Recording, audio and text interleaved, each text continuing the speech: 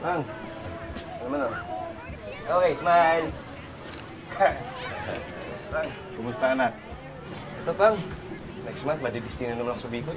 Ah. Please lang, anak. Para din naman sa pamilya mo yan.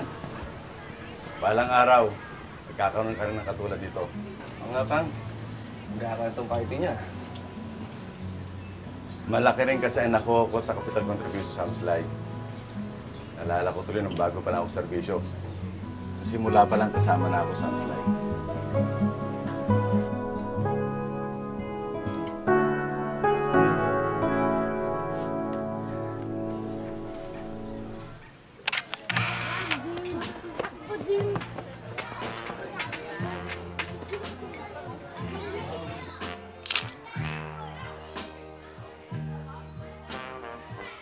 Bagong kasal pa lang kami ng mama mo.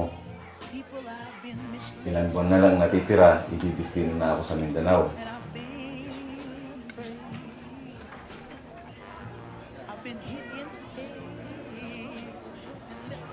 Unang beses pa lang namin magkahiwalay ng mama mo. Kadalasan kasi, sa Aguinaldo lang ang trabaho ko.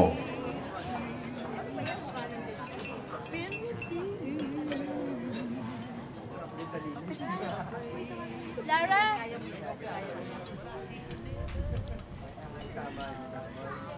Nakabahan ako nung panahong yon. Parang walang kasiguraduhan kung anong mangyayari sa akin.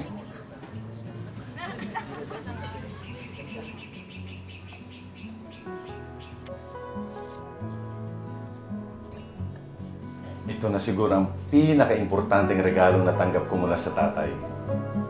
Kahit paano, nawala ang pangamba ko. Dahil alam kong may katulong ako sa pagbuo ng pamilya ko. Family picture!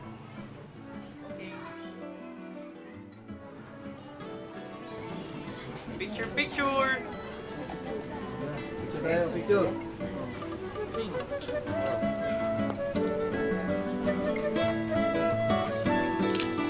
Family picture!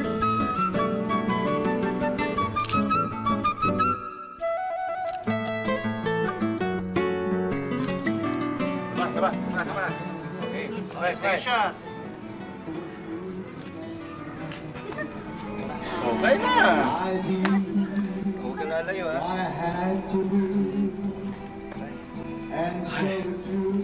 Laking tulong ng Amslay sa pamilya natin. Kasama na natin sila mula nung ikinasal kami ng mama mo hanggang ngayong retired na ako. Kung may problema ang mama mo, lalo na pag ganyang enrollment, madali lang siya makakuha ng loan. Pupunta lamang siya sa opisina ng Amslay at sa loob ng isang araw, makukuha na niya ang loan para sa pang-tuition yung magkakapatid. Alam mo, anak, malayo man ako sa inyo, para na rin ako malapit. At patuloy na sumusuporta. Maraming salamat sa Amslay. Katulong din natin sila sa mga taong nag-aaral ka. Parang pamilya ang turing ng Amslay sa mga member nito. Bata pa nga lang ako, kilala ko na yung mga nagtatrabaho sa Amslay. Kumbaga, ikalawang pamilya.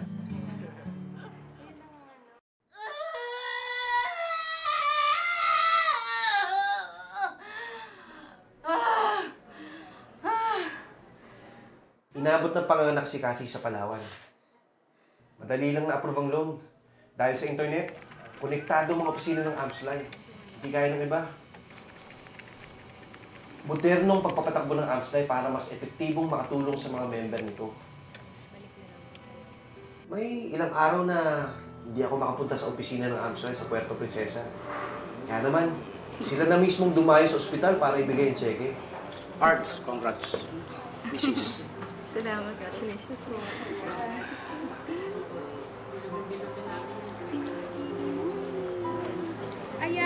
baby na tayo.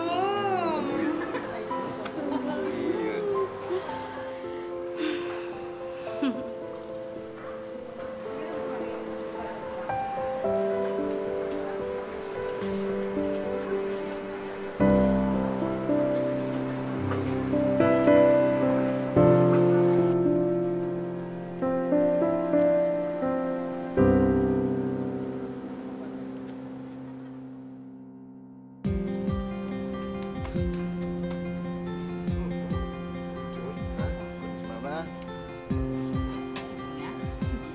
Nanay, marunong na. Focus mo mabuti. Smile.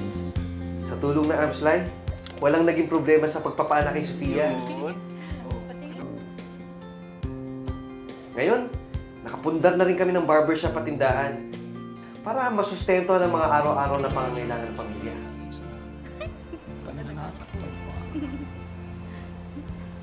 Alam niyo, tungkulin ng AMSLA, nabigyan kayo ng isang espesyal at mahusay na serbisyo. Dahil para sa amin, kayo ay mahalaga. Sabay tayong aangat at aasenso. Sa AMSLA, isang pamilya tayo.